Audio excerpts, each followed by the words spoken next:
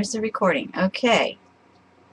Now, let's see if I can see it. Okay, good. I can see the red flashing button. We're good.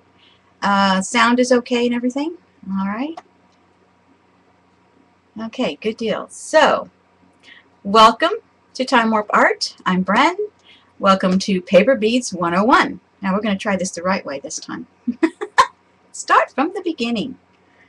Okay, paper beads are lots of fun, and I've already gotten some of you guys into this, so we'll see how this goes today. Alright, so what you're looking at is a small muffin tin, and it's got lots of my small paper beads that I make bracelets out of. And the bracelets, of course, look like this. And I've got one on. This is my prototype. And I love this thing. It's got lots of errors, but I still love it.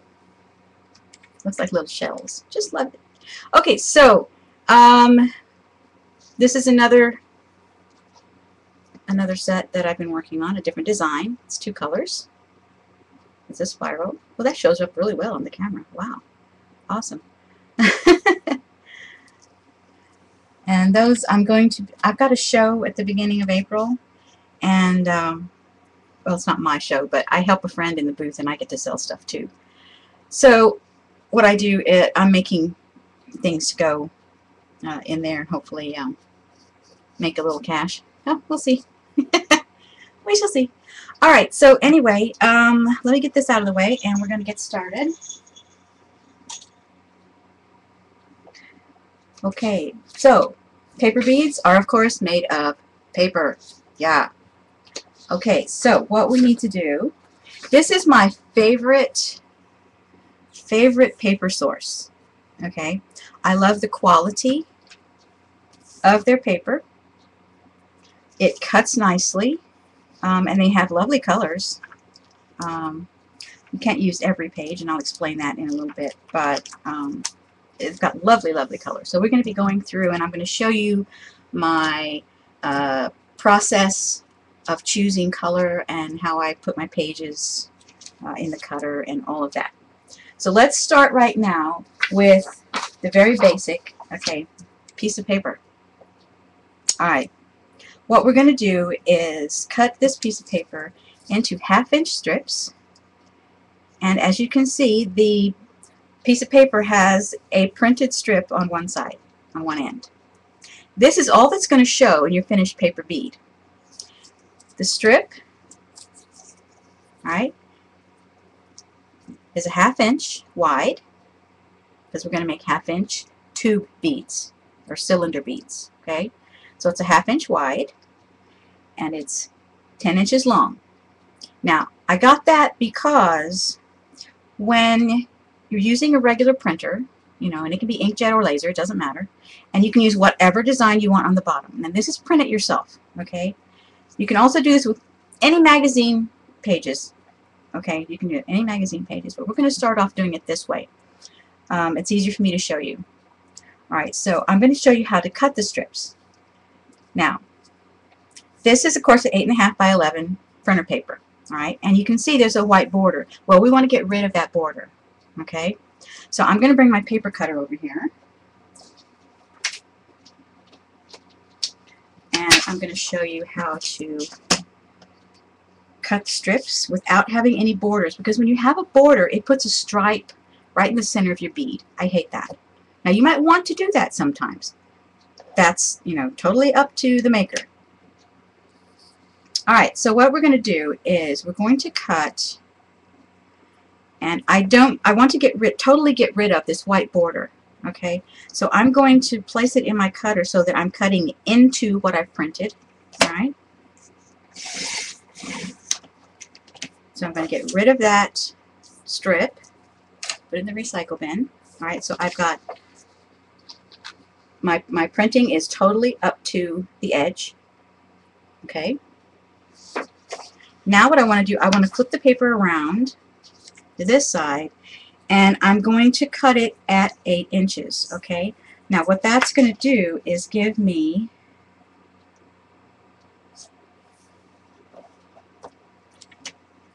a place to cut from on the other end, and I'll explain that in a second. I'm going to cut it at 8 inches because I don't want to have to measure a 1/2 inch over here every time.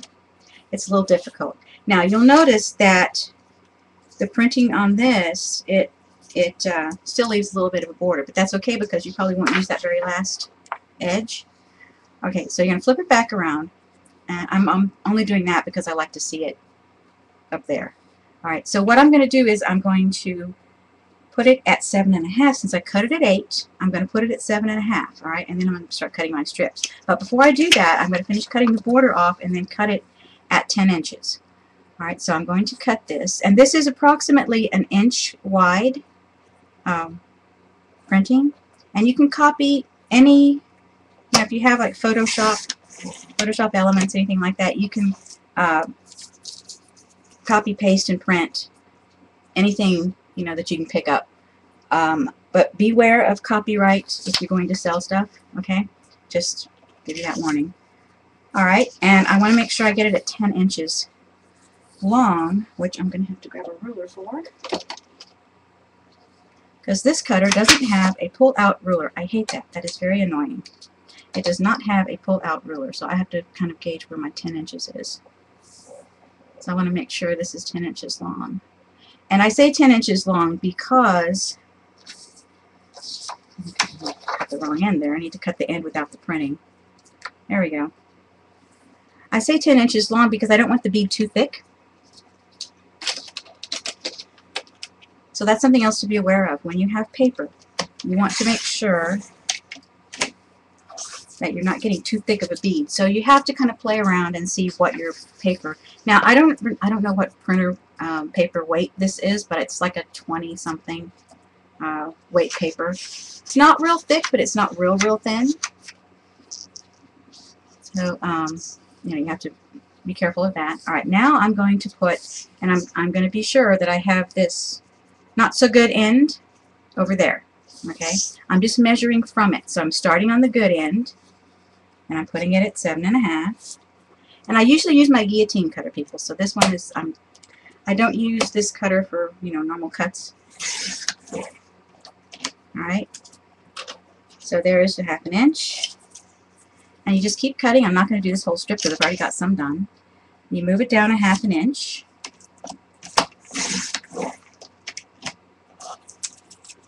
And you move it down 1/2 inch, and you get the idea, right? We all know how to cut paper. Okay. Alright. So that's how you do and get your sheet. Get it all set up. Okay? Alright. Now, once you've done that, and let me get this out of the way. And like I said, my favorite cutter is guillotine, so. Okay, so now you want your paper strips, and you want your winding tool. Now let's talk about a winding tool for a minute. Okay. Now the ones I have here, I have made myself. Okay. The winding part has a slit. Okay. Let me see. I need to illustrate that for you guys somehow. Yeah, let me just grab the back of this. Alright, so what you've got, grab some kind of pen so you can see. Alright, so what you've got at the end of this winding tool, you want 2 prongs, like so, okay? The prongs are going to hold your paper. Okay, so here's your, there's your tool. Okay, so the prongs are going to hold your paper. So when you slide your paper strip in to start winding, and you're going to start on the non-printed end. Alright, now I'm sure I've got one there. Alright. And the way you wind, you can wind away from yourself, you can wind toward yourself, it really doesn't matter. I tend to wind toward myself. So that means the wrong side of the paper is going to face me. Alright, so your printing that you want on the outside is at the bottom and away from you. Okay, so you take your tool, and I'll talk about tools more in a minute. You take your tool, you're going to slide the paper into your tool, you're going to tap it with your finger down so it's not showing. You don't feel it, all right? And then you start winding. And you're holding, see how I'm holding? I've got tension on the paper with my ring finger and my pinky, and I'm balancing the tool with my thumb on my index finger. So you see how that's working? And you just keep rolling it, and I'm going to do it slowly. Try to keep it as even as you can. Wind, wind, wind.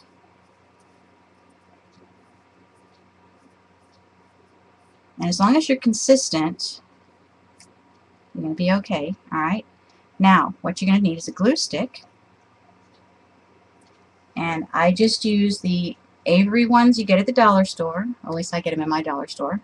Alright? And I like to hold it up here, and I will run the paper through the glue stick, like so. Try not to get any lumps. And then you're going to continue rolling. Now you see how the pattern's coming up? See that? And then you want to hold it down for a second, just to make sure that you've got it. Okay? And then, see, I slide mine off using mostly my thumb. That's why my nail is not so good. And there's your cylinder bead. Okay? Now, I like to tap the bead on the table. Well, I don't tap it, I push it. Alright? So that I'm evening up the ends. Now let me see if I can show you that. See how the ends are a little bit more even. Okay? And you do that by pushing it on the table. So you stand it up and just push. And I do it from both directions just because. You don't have to. But there's your first bead. Okay? And from this point, I will usually take a little container and start putting them in the container.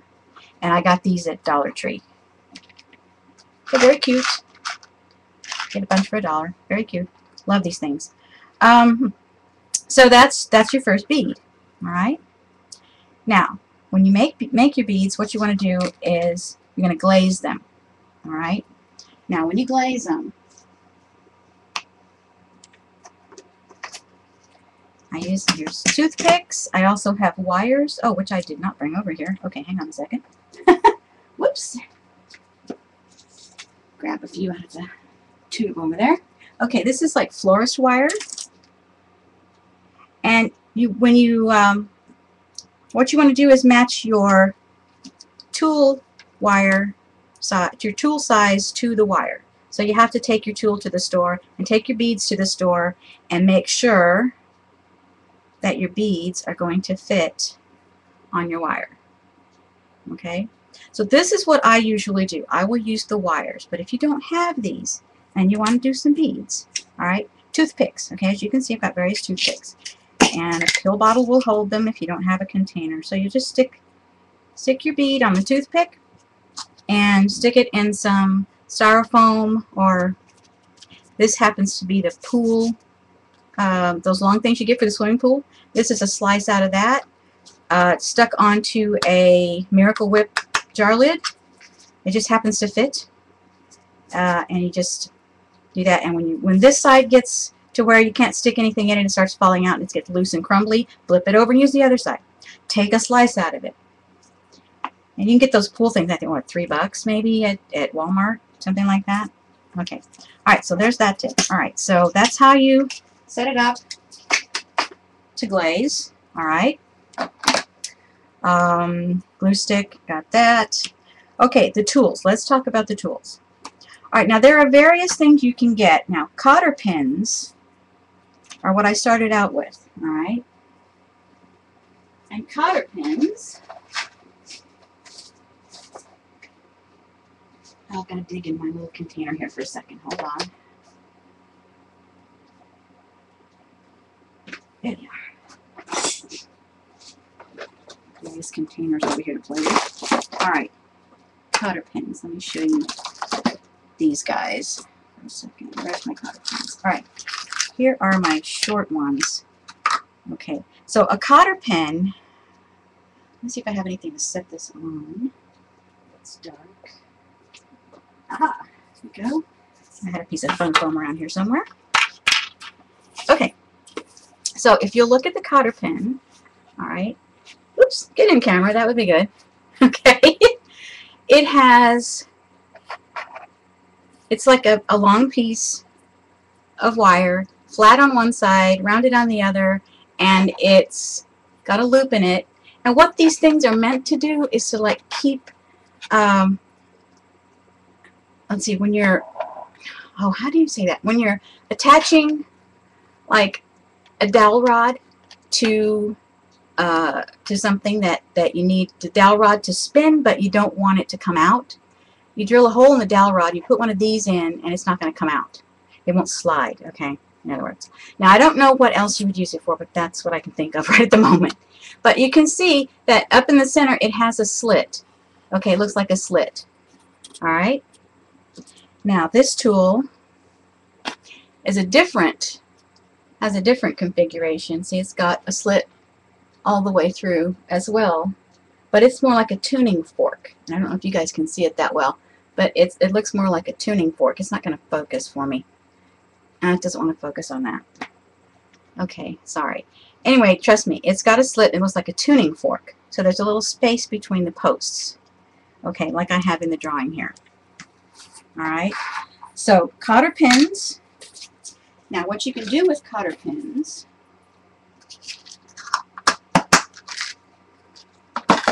is tuck it inside of a pencil. Oh, which I can't.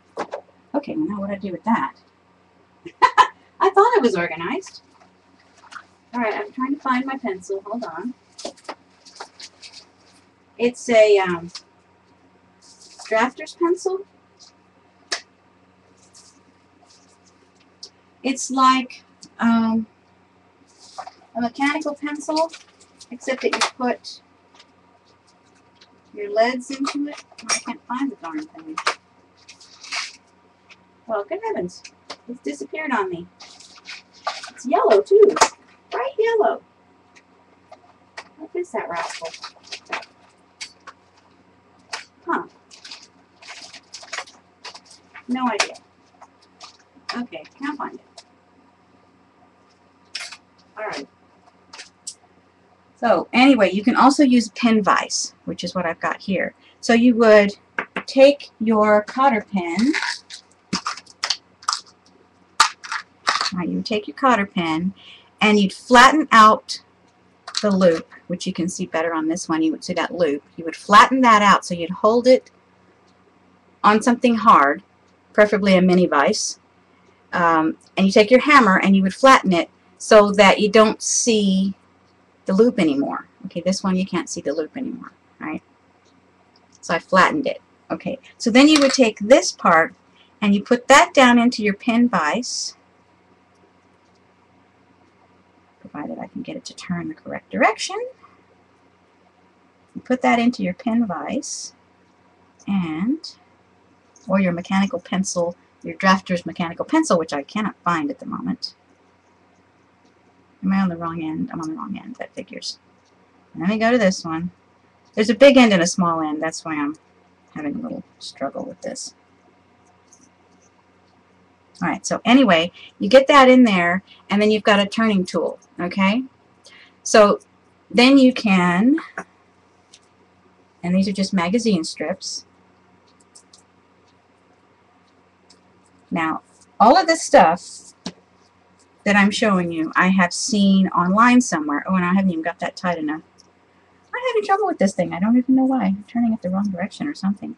Anyway, you'll be able to make your tool, and you put your paper, and I'm struggling a little bit with this because it's not in there right. Okay, and you can turn it and start doing your bead like I was doing with the regular tool. Okay, so anyway, a pin vise would also work. Mechanical pencil that has a vise tip would work. I think they're called drafter's pencils. I'm not absolutely sure about that, but I think they're called drafter's pencils. All right. So anyway, you can do that. Now, if you don't have any kind of tool, then what you can use is a bamboo skewer, a toothpick, anything like that. But I'm just telling you now that the tool with the slit, like the cotter pin, is much easier to use. Okay, if you're going to do it on a toothpick, you want round toothpicks. And I grabbed these at the dollar store. Alright, they're just round toothpicks. And you can pick, you know, toothpicks up at Walmart or wherever. And it's a little more difficult. Now you know, decide which end you want and all of that. And you're going to have to hold it to get it started, but it can be done. It's not easy, but it can be done. Use your fingernails a lot. And you start it rolling. And like I said, this is harder to do, but it is possible. And you're going to roll it.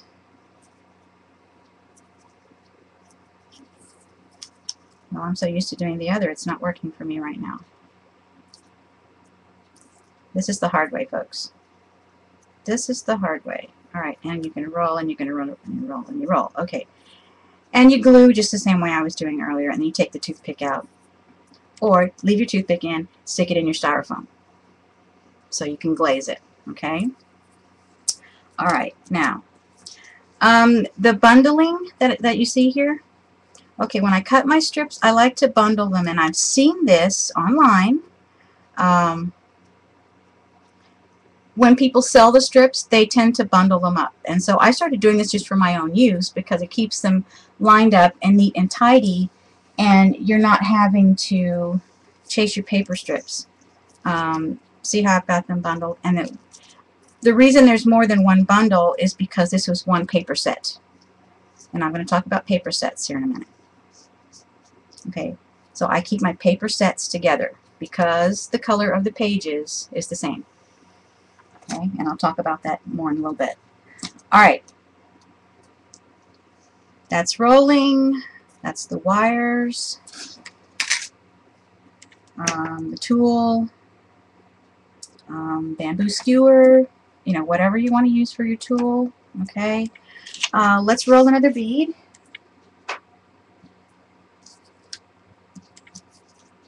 To review, you want the side that's going to face out, away from you and on the bottom. You're going to take your tool, put your paper. Boy, I've got a static problem. Getting all kinds of little vibry bits sticking to me. Air's dry today. Alright, so you want to make sure that you've got your paper in your slit, but you want to slide it down, and you can do that by tapping it with your finger, and then you want to start rolling. Now, another good thing to do, and I've seen this online as well from different people, you know how you take and curl ribbon with scissors? Okay, this is the same thing. You are training your paper to curl around your tool. It just makes it easier to get started. So you're going to tap it down so you don't see it, you don't feel it, and you start rolling. Now, my normal speed is about like this. Keep rolling, keep it under tension. Okay. Alright, and you see how it got crooked, but that's okay because you're going to put your glue on that last inch. You're going to roll it, and you try to keep this part best you can. Alright, and you're going to hold it for a second, and my glue stick is drying out, so I need to get the other one. I alternate glue sticks if I'm going to have a long session. I'll alternate my glue sticks so that when one starts getting dry, I can get at the other one, and the other one can and sometimes I'll huff hot breath into the glue stick, and that's okay if nobody else is using it. Okay, just a word of caution there. Your germs only. Alright, huff into this, put it on, and the moisture will get to the glue stick. Okay, so there's your bead. You're going to take it off, push it on the table, put it in your container. Okay, and you just keep repeating the process. And that one is a little short. I don't know how that happened, but there we go. You try to keep them as consistent as you can. So you're going to condition it just like you were going to curl ribbon. Make it curl. Poke it down. Start turning. And try to keep it as even as you can. It comes with practice, and don't try to go super speed, you know, at first, because you're going to make a mess. You're not going to be happy with it. And it doesn't matter if the glue gets on the outside. My finger was dirty. I got the glue dirty. But that's okay. It doesn't show. You're going to glaze it. Alright, take it off. Push it on the table to even it out. And I just do both ways just because. And there's your bead. So you just keep repeating that process, okay? I'm going to go ahead and close this glue stick. Okay, so when you make beads, alright, now I've got all kinds of beads here. Now we're going to talk about tapered beads as well. But here are some cylinders right here, made from magazine strips. Alright, and these are all about 1/2 inch. There's another one. So these are all about 1/2 inch. You try to keep them consistent, you know, and as you're rolling you decide where your color is going to end up. Well, before you start rolling, you decide where your color is going to end up. What's going to show on the outside. And the diameter is less than 1 inch in most cases. Not always, but in most cases. Okay? Alright, those have not been glazed. Now, we're going to talk about tapered beads. Okay, let me get some of these oddballs out of the way here, because we don't want to get into all that right now. Okay, so tapered beads. Now that's where your paper is going to be cut differently. And I'm going to show you that too. And I'm going to show you paper choice. Okay, now these are different sizes. I was not consistent with this. This was just miscellaneous container. I was experimenting with different widths of beads. Okay, and your bead can be, you know, a really long tube bead if you want. But I think the length of that is also determined by your tool. If you're going to do a really long, really long bead, you need to use like a skewer or a toothpick to do it. Alright, now tapered beads, if you will look, let's see if this one will show it for us. Okay, you can see some striping in this one too. Okay, so if you look at this bead, oh shoot, it's not going to focus. Let me try putting it on a wire. Okay, let me see if I can get that to focus. Okay, is that going to focus for us? Let's see. Come on. It's focusing on everything behind. Alright, where's my foam core? Let's try this. Okay, let's see if we can get it. Where's the bead? Hello, where's the bead? There it is. Tricky camera angle. Okay, let's see if I can do it right here. No, that way. Alright. Let's see if I can hold it still and so maybe it'll focus for you. If I tilt it just a little bit. Okay, you can kind of see that you can see the striping just a little bit better this way, I think. I'm tilting it just a bit. Alright, you can see the striping, and this is a 1/2 inch wide, right? And yeah, millimeters and stuff you're going to have to, you know, yeah. So you can see that on the edges it's thinner, in the middle it's thicker. Now that's because your paper is cut in a long triangle, and I'll show you that in a minute. Alright, but you can see what the bead looks like.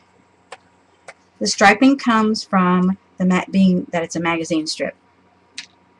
That's the colors of whatever page that you had. Okay? Alright, now let's go to the paper cutter again.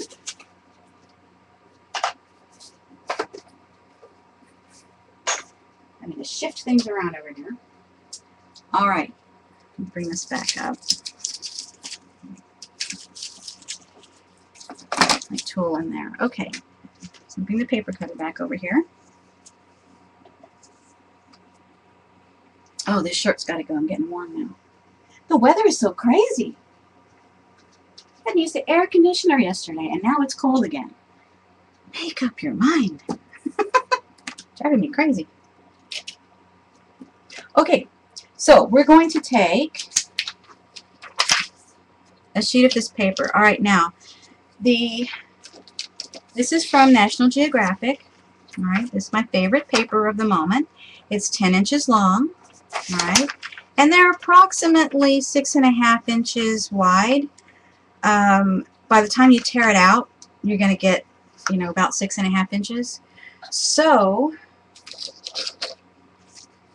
what I have done on my cutter, now when I make my small beads, the little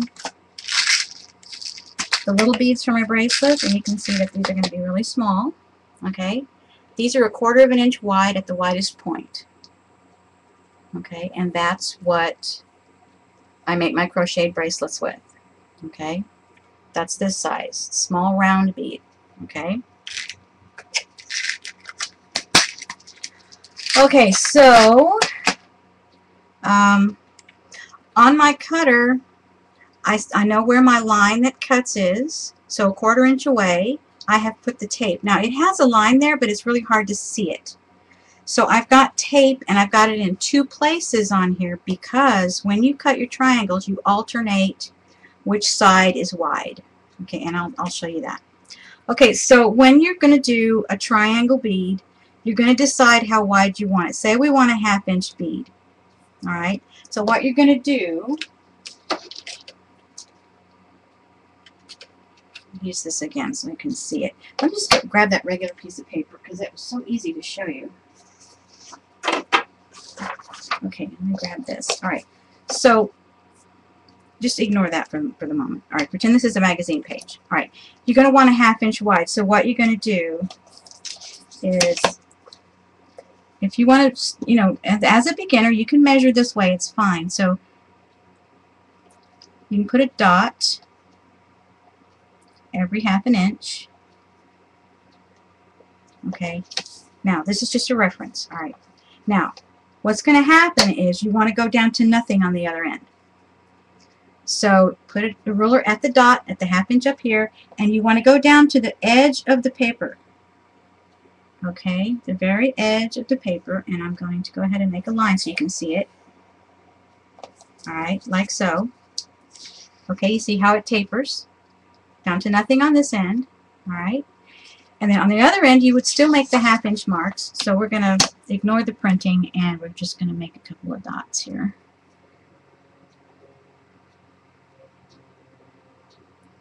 All the way across. Okay, anyway, you get the idea. All right, so then the next bead, you alternate which side gets the taper and which side is the 1/2 inch dots. So let me do a couple, and then you can see what I'm talking about.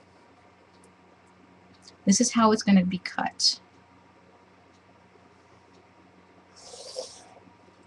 So you can see you alternate the 1/2 inch end to the down to nothing. All right. This is easier on a paper cutter. Doing it this way is more difficult, but I needed to illustrate it so you can see what I'm talking about. Okay, so you can see big on one end, tapers down to nothing, and you alternate, and you're going to cut this way. Okay, you're going to cut this way. And I'm a little shaky this morning. I'm diabetic, so I've got to, I'm ups and downs, so I'm a little shaky today, but that's okay. We'll get through it. All right, so I'm going to find my 1/2 inch mark on the paper cutter, and I'm going to taper down to my line where it cuts. All right, so I'm going to line that up where it's down to nothing, lay my cutter down, and make my cut. All right, and here is, if I can get it up, here is my triangle. Okay, so that would be my 1/2 inch oval bead. That's what I call an oval bead. I don't know if that's the technical name, but that's what I call it, is an oval. Okay, and you keep doing that. Now, when I'm doing my cutting, I leave myself a hint. If I have to walk away, I know that this end is going to have to be the wide end next. This end down here. So if I have to walk away, I'm going to angle this like that and leave my paper stack in there. So I'll know where I was. So that when I come back, I know that this end is going to be the 1/2 inch. Okay, and I'm still going to do my triangle on this end. Okay. Now we'll go back over here, do this one. So you get the idea of how to cut, okay? That's how you cut the triangles. Now, next thing, let's talk about the paper itself. All right, let's talk about the magazines.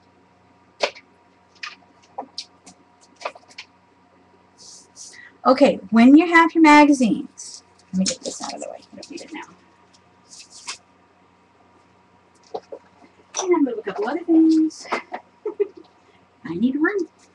Okay, magazine pages. All right, I like to use National Geographic. It has wonderful paper. I started using this for collage, and I love the paper. So naturally, when I thought about beads, I thought about the good paper. Okay, so I have a subscription to National Geographic, and I gather National Geographics from anybody who will give them to me. So I have a ton of these things. Nice big box. So you're going through and you're going to tear out your sheets. Okay, when you're looking through the magazine, what you want to look for. All right. Let's see if I can find an example of color and stuff. Let's see. Okay, here's a page, okay, that you don't want. All right, now it's full color except for this border. Okay, you don't want to use a page with a border unless you want striped beads on purpose. Okay, that will be a very odd, definite stripe in the very center of your bead when you cut your paper. Now keep in mind your triangles. Let me grab one from over here. Keep in mind your triangle. So when you're cutting, you see what's going to happen. Your triangle, the tip of your bead that's going to be on the very outside of your bead is going to be in that border. So I like to avoid pages with the border. Okay? What I do like is the full color, like this or this. Alright? You've got total saturation of color over the whole length, top to bottom. No borders. Okay? This one is a little iffy because you're going to end up with blue beads and grass colored beads in this one. Because see how your triangle is going to go this way, and you see how you're going to end up with grass. If you turn your triangle this way, you're going to end up with blue and some text. So if you want it that way, that's fine. So you can do that. So I don't mind doing it this way because then I've got two more colors added to my palette. Okay. This one, alright, see how you've got full saturation of color, and you can see that some of your beads are going to be the dark at the bottom, and some of your beads are going to be light at the bottom. Alright. And these turn out great. I mean, you wouldn't believe how great these look. I mean, okay, just look at the bracelets. Just look at the beads. How the color, okay, you can see the color is just, it's just wonderful. Each little bead, you know, has its own color palette. It's just, oh, this is so much fun, guys. I can't tell you. This is just so much fun. All right. I am so into these beads right now. Okay, so when you're going through your magazines, you're going to look for that kind of stuff. So what I like to do is I'll open it up and I'll just keep going through like, okay, here's a blue page. All right, here's a blue page. Now, this one has a band of color right here. But you know what? That's not going to matter because your total bead still is going to have that same blue. Okay, you're still going to get that same tone. All right. So what I like to do, I will go through, and depending on how noisy I want to be, which is not any noisy right now, is I'm going to take my metal ruler and my knife and I'm going to slice out the page. Okay. Or you can rip it out, but it's kind of noisy right now, so I'm not going to do it that way. But now, this I would consider a blue page. So that would go into a blue pile. Alright? Now, I don't normally pile them until I've cut them out. Okay, so here's another page. This has lots of color.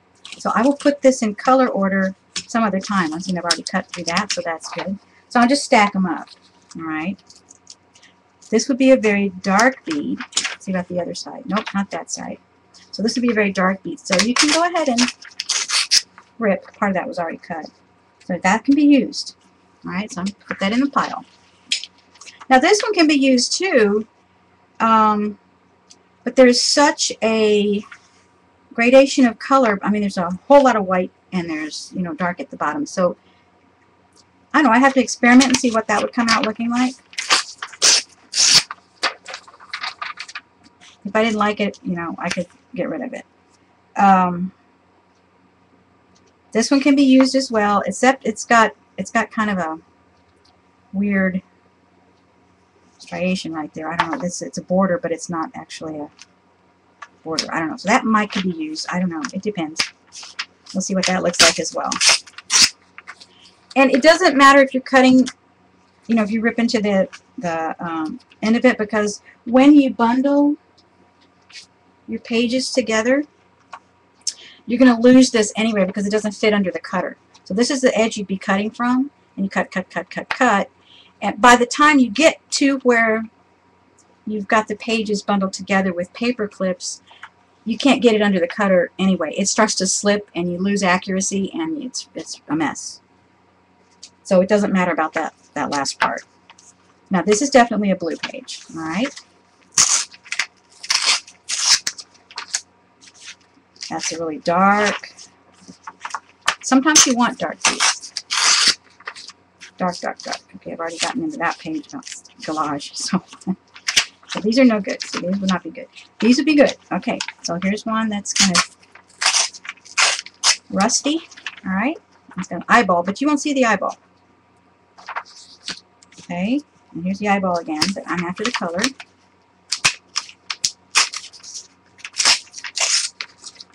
All right, here's another one I would classify as blue.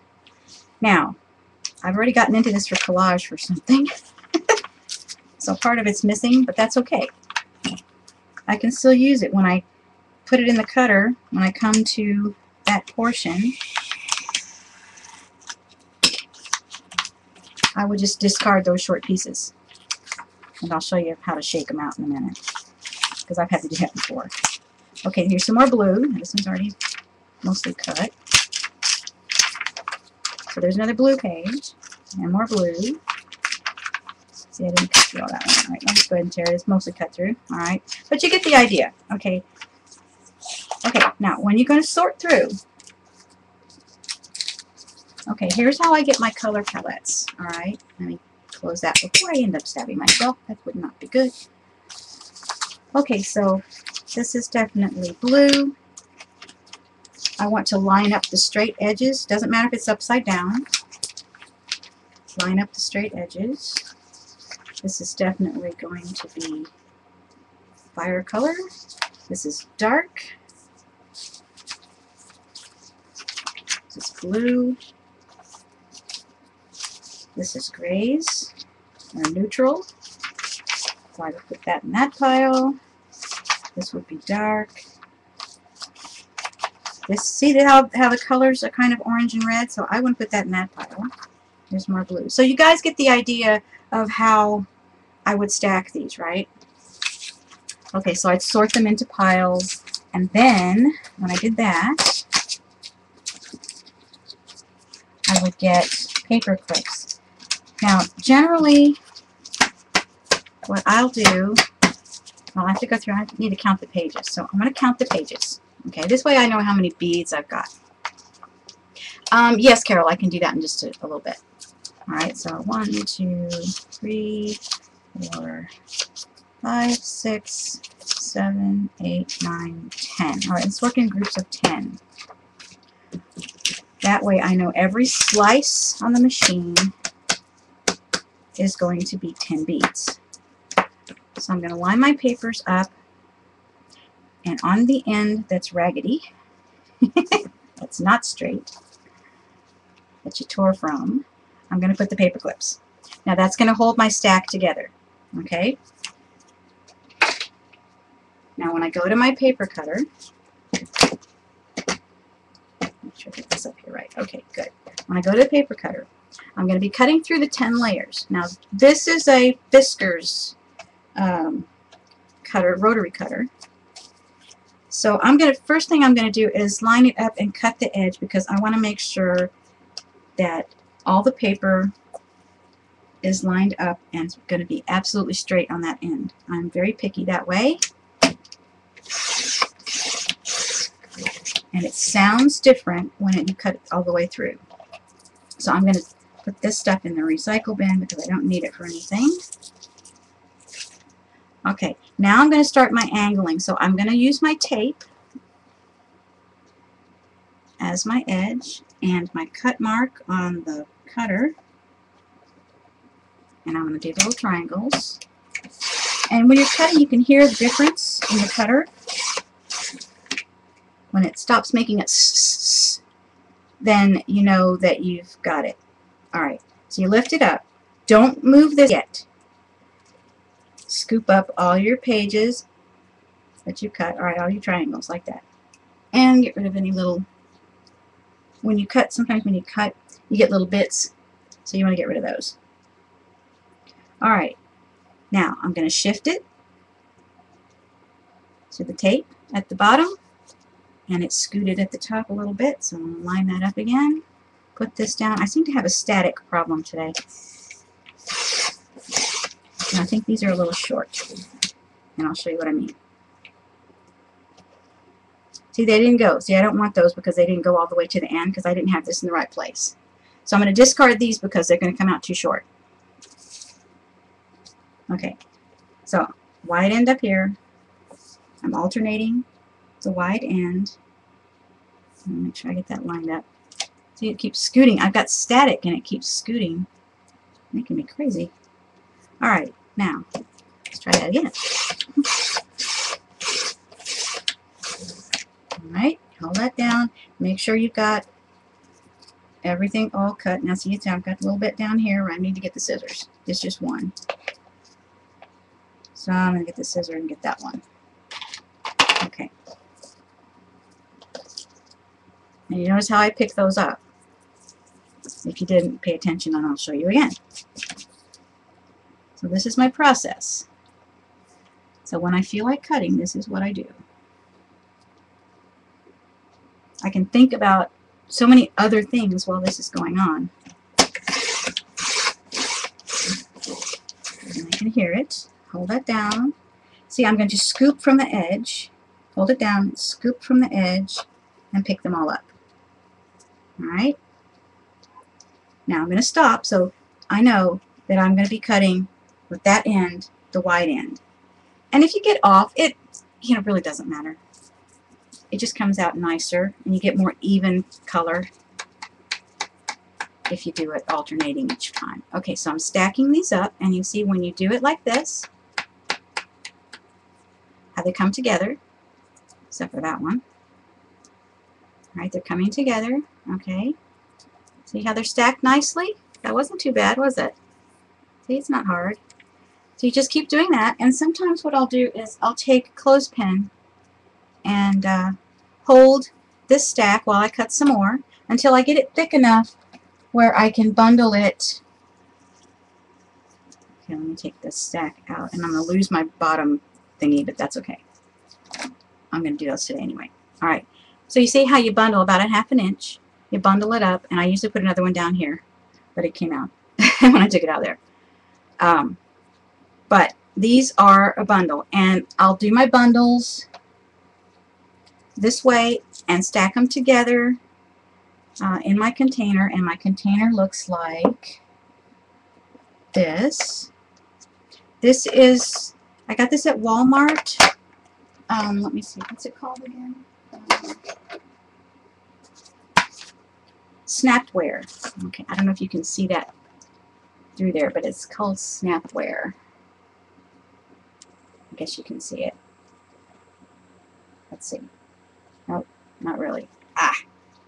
Where's that phone for? Alright, let's try this. There! Snapware. Okay?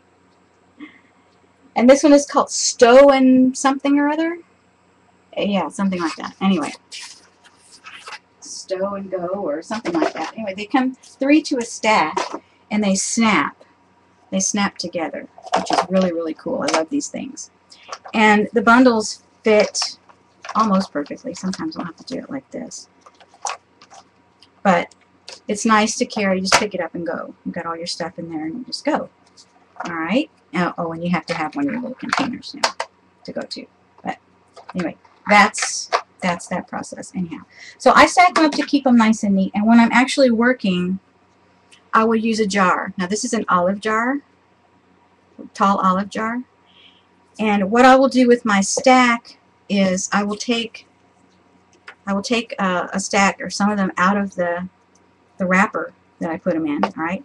Grab the tips and then I'll shake them. The shorter pieces will fall out. You can get rid of those. You drop this down in your jar and the tips will spread out so you can pick them. Okay? And get this back together. Sometimes you have to work at it a little bit. Get them back together. Put your clothespin. Okay. So that's that process, all right? Any questions about that so far? What's it, Hobby Lobby? I missed something. What's it, Hobby Lobby?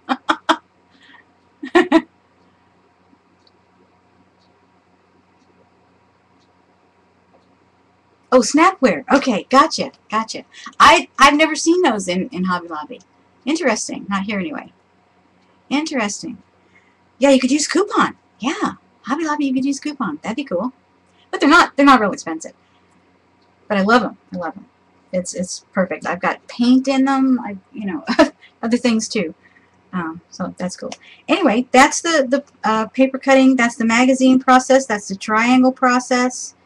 My color, when I do color, that's how I get my color palettes going. Like this one is blues. This one is green and russet. You know, basically, it depends on your paper. I mean, you have to look at your paper and let it tell you what to do. Okay? All right. Now, you can use gift wrap paper. Okay, I know a lot of us probably have had Christmas paper, you know, left over, that pieces that you don't know what to do with. Use them for beads. Roll them up and use them for beads. Now, you can use scrapbook paper. Okay. These little trees are made with scrapbook paper. And of course, I've given the bracelets I made as Christmas gifts, so I can't really show you the bracelets, and the earrings, but I made bracelets and earrings out of these little trees. And what you do with this is, my piece of paper going out. Okay, I had that piece of paper. Where did it go? Oh, there it is. Never mind. Got it. All right. So what you do with how you cut these?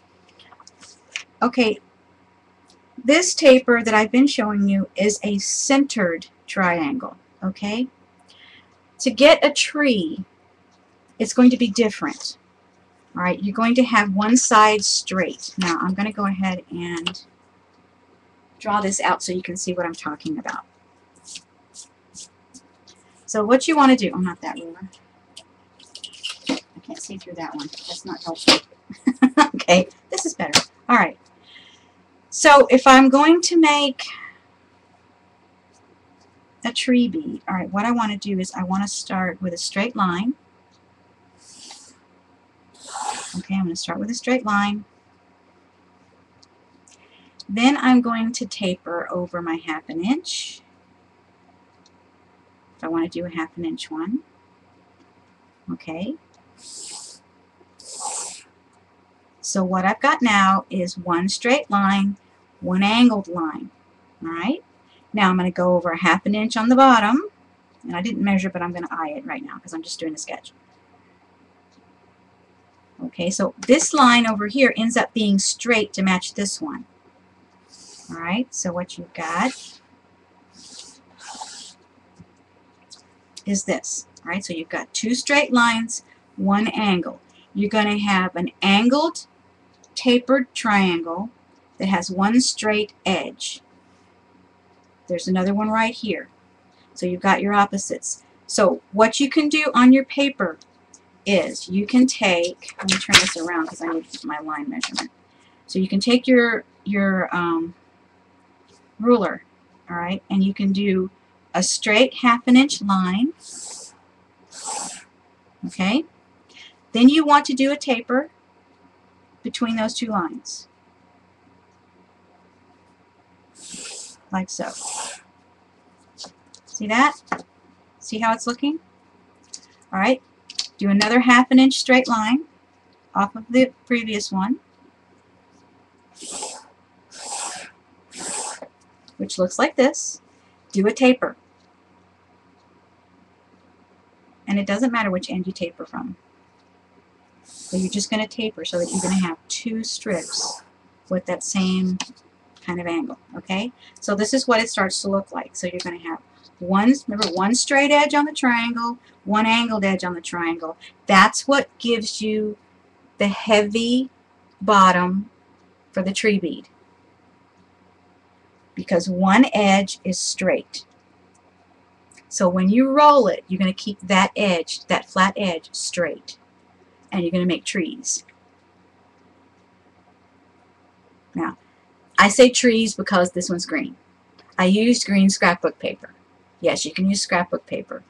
I would be very careful when you're choosing scrapbook paper. Be very careful you don't get it too heavy, because you're not going to have nice beads if your paper is too heavy. Okay? For example, let me see if I can pull out some pads back here. Yeah, this will work. All right. Okay, so this paper is too heavy. All right, this is Lost and Found paper. All right, my mind's eye. All right, too heavy. See that? This is like cardstock. That's way too heavy. You're not going to get good beads out of that.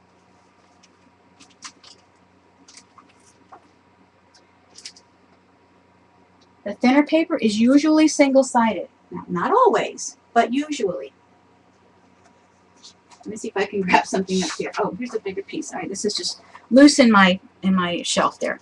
Okay, so this is also my mind's eye, Lost and Found, but this is the single-sided sheet from the huge, I think it's a 180 sheet pad.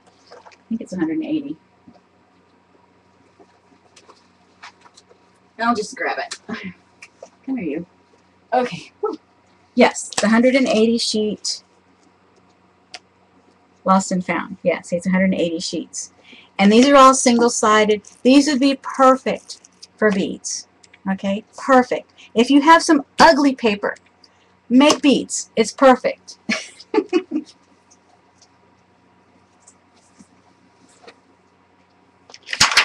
So you would cut it just the same way. Now this is going to be 12 inches long. So you want to cut one and see how thick it is. If it's too thick, then you're going to cut the paper down in length. Okay? Keep that in mind.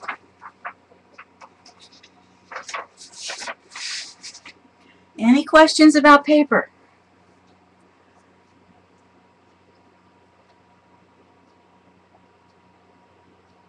Angle of the thick end when you started rolling it. Okay. Did you roll it from the big end to the small end? I hope. Oh, I see what you're saying. I see what you're saying. That your paper, yeah, the end of your paper, you kept that in your tool, this flat in your tool. That's what you're saying? Yeah.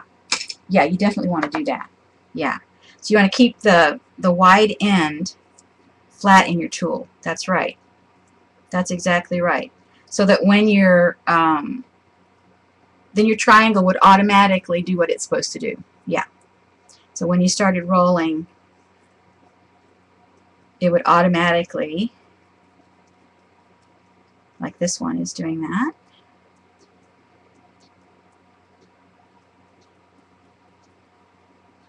It would automatically be thicker on one end. Let me grab a glue stick and I'll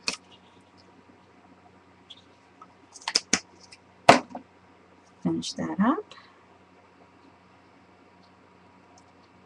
And pull that one off and tap it on the table. There you go, like that. Yep. Oh, come on, Sherry.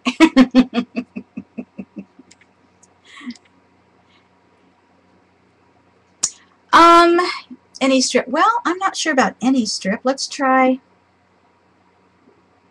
This just happened to be the first one I cut off that page, and it was angled on that side, and I just kept it going that way. Oh, no, I've lost my orange strips. What did I do with them? They flew away. Oh, maybe they're on the bottom of this. There we go. They got stuck. See, a static problem. They got stuck to the bottom of the cutter. My goodness. Okay, so let's lay this on here. And you can see that it still fits in there. Interesting.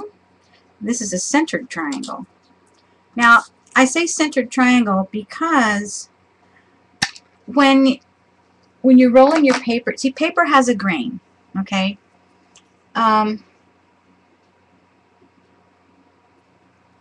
Paper has a grain. So you will get better beads when you're doing the small round ones. You will get better beads if your paper grain is straight in the triangle. That's why I'm saying when you cut it, to angle and alternate each side. That will ensure that your paper grain is straight. If that makes any sense. It's like fabric. You know, it has a grain. Same thing. What? Okay, I gotta read chat now. I've been ignoring chat for the most part. Let me see.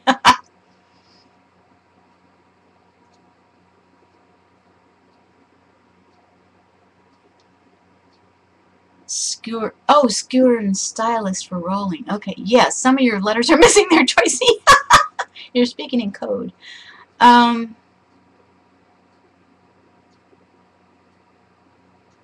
Depends on the angle of the big end. But yeah, for the most part, when you're doing the trees.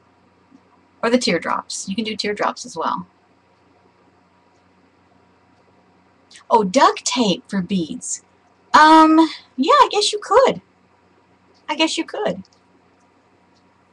It's kind of thick, so you wouldn't have as long a piece as this to do a bead. But yeah, you could use duct tape.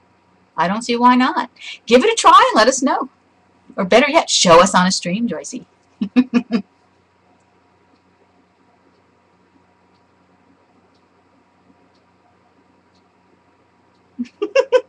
Yes, that would be very sticky.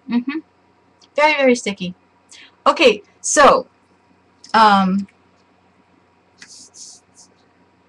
any questions on how to cut the paper? I hope I've covered enough information that you kind of get the idea. So you can take it and run. Because I want to see what you guys do with this.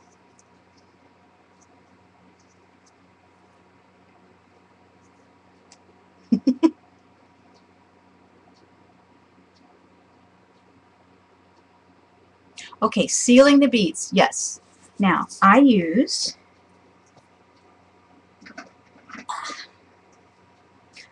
mostly diamond glaze because I had this huge bottle. But you can also use glossy accents. You can also use any kind of glaze medium. Now, where's my other bottle? Here it is. Okay, Liquitex glazing medium. This is the kind that you like put into paint to make it more opaque. I mean, more translucent. Hey, but it also seals. So any of these things. Let me turn them around. I forgot about the camera. Sorry, guys. Okay, any of these things. Let's see if I can get them in the right place for you to look and see the labels without too much glare. There we go. Tilt it a little bit that way. Okay, so any of these things are going to work. All right. Is that upside down?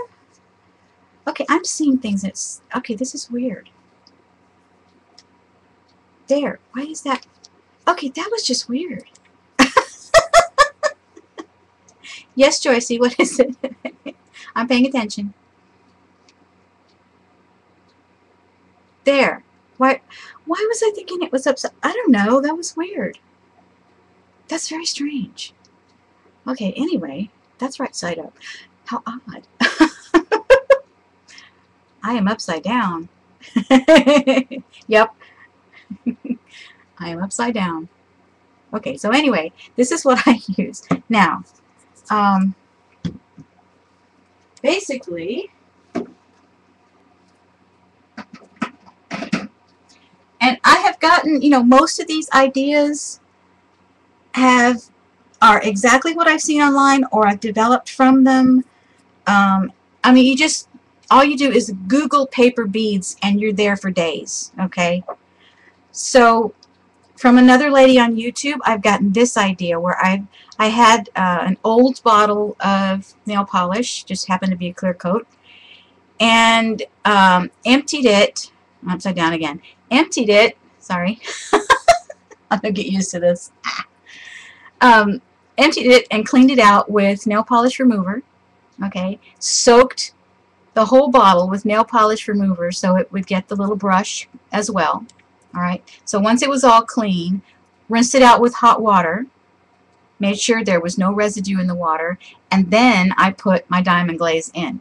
Now, I didn't have to go to that extent. However, I did notice that a little bit of water that was left in here reacted with the diamond glaze badly. So I had to pour that little bit I had poured in out and start again after it was completely dry. Anything mixed with diamond glaze is probably a bad thing. Now, you can use clear nail polish itself if you want to. There's no reason not to that I know of. As long as it doesn't yellow, you're okay.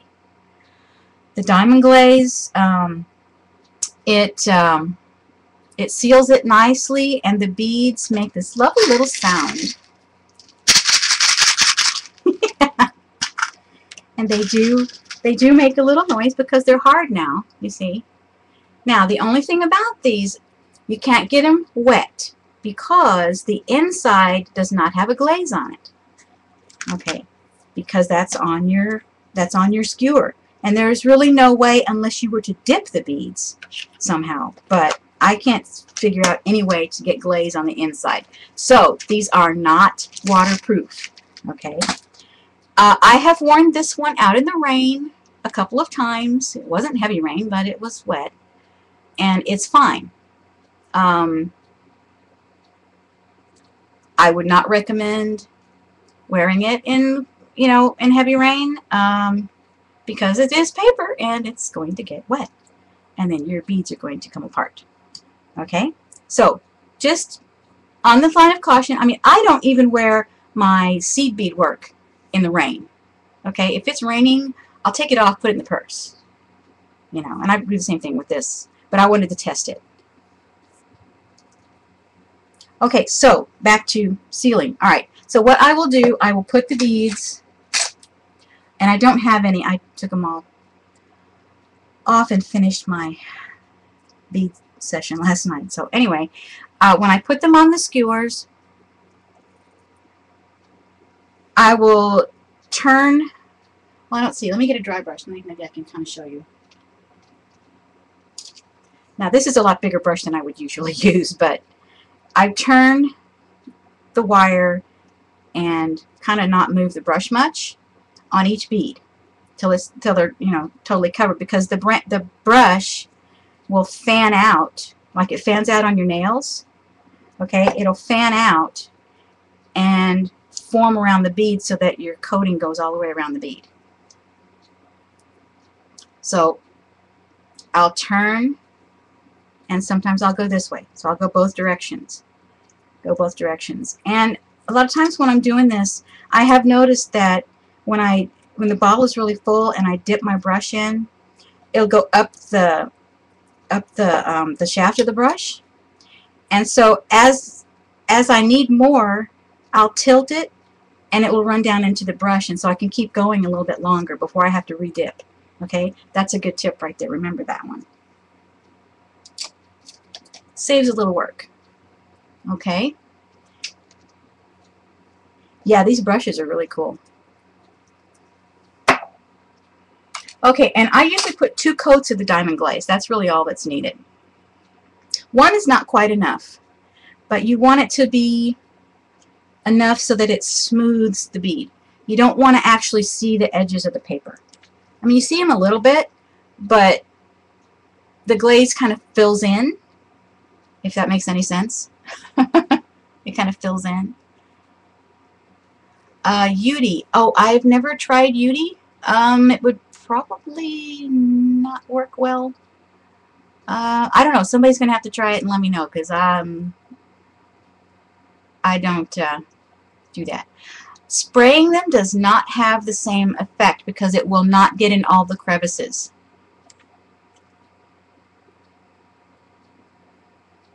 Just by other things I have sprayed, the spray will not give you the same effect. It will not look like glass beads.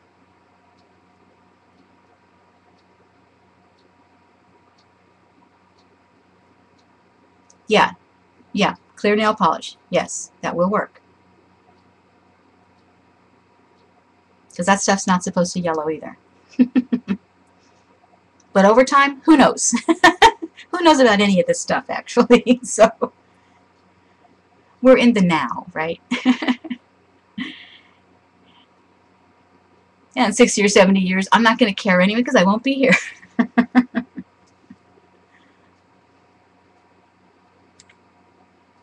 Cloth Paper Scissors has an article with embellishing beads. Oh, it does? It's an older article. Oh, okay, well, I probably have the issue because I think I have them all.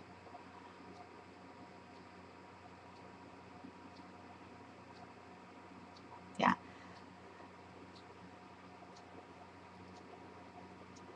Oh, UD fibers, etc. Oh, yeah, I think I know what you're talking about. Yeah. Yeah, I think I know what you're talking about. Okay. All right, now, let's see, the bracelets. You want to talk about the bracelets for a minute? Okay, my wrist is tiny, so I crocheted 8 inches and then closed it. And I'll show you something about the bracelets. This is really cool. You see how flexible this one is right now? Okay, when I first make them, they're pretty stiff. Okay, because they're a bangle, basically. It's a bangle, all right? So they're pretty stiff. So what happens as you wear them, and the crocheting will stretch a little bit when you put it over your hand. Of course, this one I don't have to stretch much. This one is way too big for me. This one is 9 inches. But they will, as you take them on and off, it stretches the thread just a little bit, and it's cotton crochet thread or pearl cotton, same thing. It stretches, and as it stretches, it's going to soften up. So as you take it off and on, it just feels really, really good. So the more you wear it, the better it feels. And it's very, very light because it is paper. It's very light. And this one's my prototype. It has lots of errors, but that's okay. Only I know they're there. And I love it. But I wouldn't give it to anybody because it's got errors. My cousin wanted it, and I said, let me make you one. It just has too many errors to give it to anybody. So anyway, now I've perfected the closing and everything. And this one is a spiral. So this one is 5 beads. No, this one is 5 beads around. This one is 6 beads around. This one is 6 beads. Now, the spiral, the way you thread it on is 1 dark, 1 light, 1 dark, 1 light, and you just keep going that way, and that gives you the spiral when you crochet. Okay. I am working my way towards doing color progressions instead of just light dark. This one is more green. But instead of just doing light dark, I want to do color progressions, like going from red to orange to yellow to, you know, that kind of thing around the bracelet. So I'm thinking about that, and that therefore, that's why I have this tray going on. I'm sorting them into color shades more than I would be for the bead soup. And by bead soup, I mean these are as I cut them off the magazine pages. Okay. And I have sorted through them a little bit because some of the pages had colors that I didn't want in the blue-green mix. So I sorted them into here. Now eventually, what I hope to have is enough to do color progressions. And of course you can always do color progressions on purpose, just by the sheets of paper. Okay. So, alright, paper. You can use magazines, you can use printer paper and print out your designs. You can use scrapbook paper, being careful not to get it too thick. Cardstock will not work. Cardstock weight will not work. Let's see. You can do different shapes. Okay, I've talked about the cylinder beads and the tree-shaped beads, and the little round beads, which is what I love doing. I like small things, so I tend to do small. That's my favorite. Doing it small. Let's see, what else? Oh, let me show you how I work. Okay, with the tiny beads. I'll just do some. How's that? I'm going to need to get a snack here pretty soon, too. So let me grab a tool, and I've already got my papers in my jar. So as I grab one, I look and see which side is going to be on the outside. Alright, so this is all text. I don't want that right now. What I want is color. Okay, so I'm going to get brown and russet and black on that side. So I'm going to condition the paper, start curling. I'm going to put it in my tool, and then I'm going to start rolling. And I'll do this while I'm listening to streams. I'll do this while I'm listening to videos or an audiobook. Okay, and then the glue. Keep rolling. Hold it there.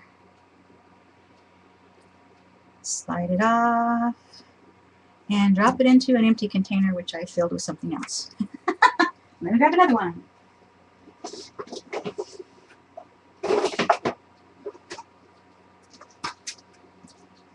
I've got a drawer of these. Okay, so what I'll do is, when I keep my pages, you know, all my triangles from the same set of pages together, alright, I keep those all together in the container.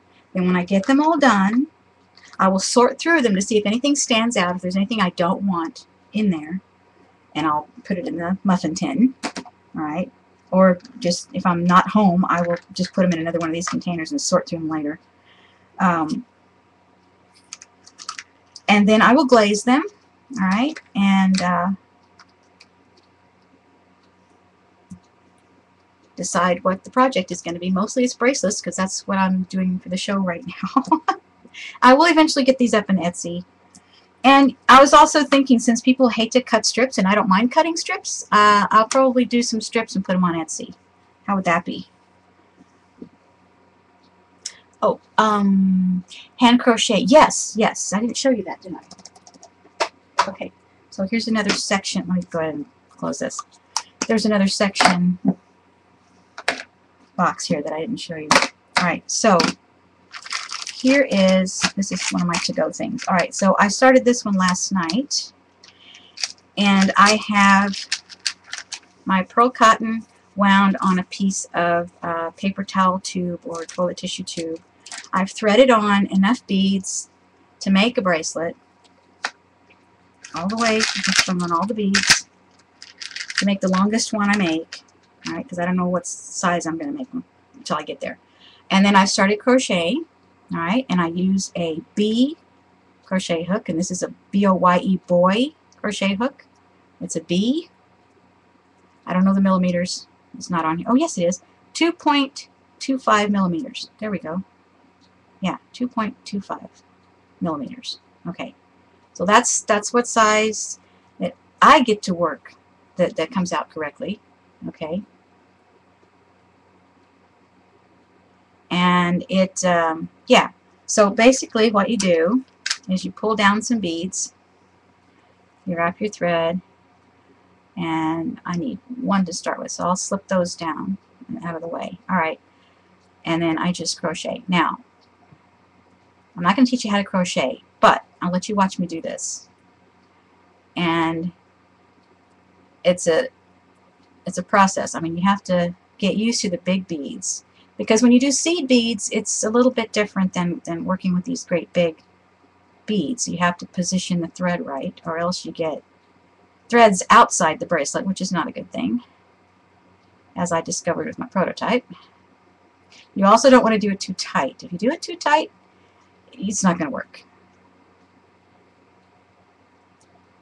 So you have to kind of be loosey-goosey when you're doing it. Slide your bead down. So basically the step is go into the next bead on the previous row, slip it over, bring down a bead, put it in the center, and do your slip stitch. Next bead, slip it over, slide one down,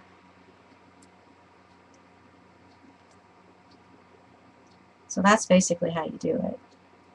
And there's tutorials all over the place on YouTube on how to bead crochet a spiral, because basically it's a spiral.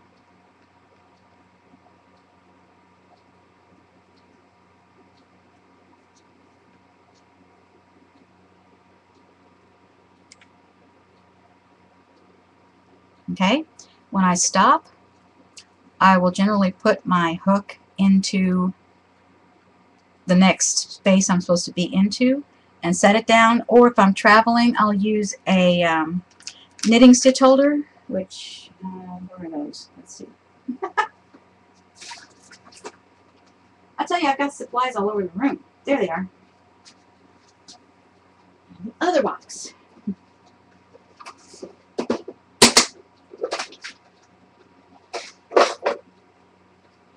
A knitting stitch holder. That's the thing. Safety pin or whatever. You need a tutorial connecting ends. Oh yeah, that can be kind of tricky. It took me a long time to figure that out. Yeah. It took me a while to figure that out. But anyway, I will usually put the stitch holder in both of those spaces. And that way I know exactly where I am when I pick it up again. Okay, so that's my crochet. Oh yes, always carry a spare crochet hook, especially if you're in a truck. A truck will eat these. You can't find them. There's 3 in my truck. I don't know where they are. Cannot find them. Always carry a spare crochet hook.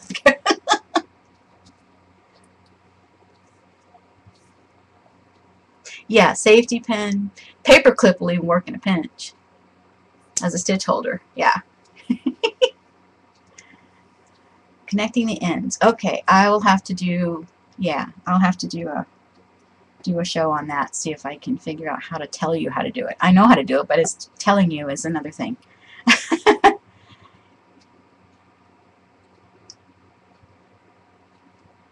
It's kind of a cross between peyote and brick stitch, the way I do it. I don't know. I don't know how to put that into words. I guess I'll just have to let you watch and see if I can tell you as I work. Maybe. We'll see how that goes. But, yeah.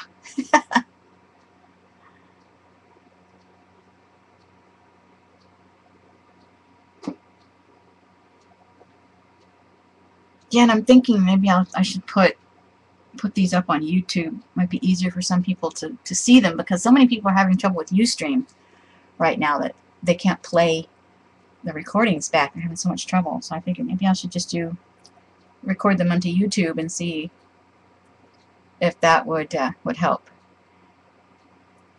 There is none on YouTube? Ah. Okay, I'll have to do that then. I don't know if I'll do it on Ustream, but I'll see. I may just record and put it up there the regular way. Have one ready to finish off while in Austin. Oh!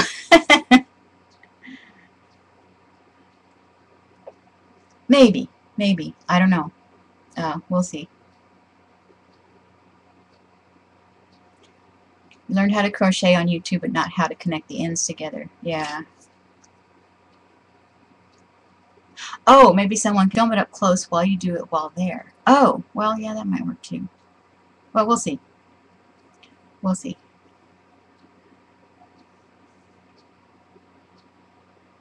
Yeah, I just have to think out loud while I'm doing it. I think I'll be able to tell you. Yeah, that'll have to be a totally different video. Yeah. Okay, tell you what, guys. I'll still hang around. I'm not done, you know, yet, but I need to take a break and get something to eat. And if I remember correctly, Barb is not streaming today. Is that right?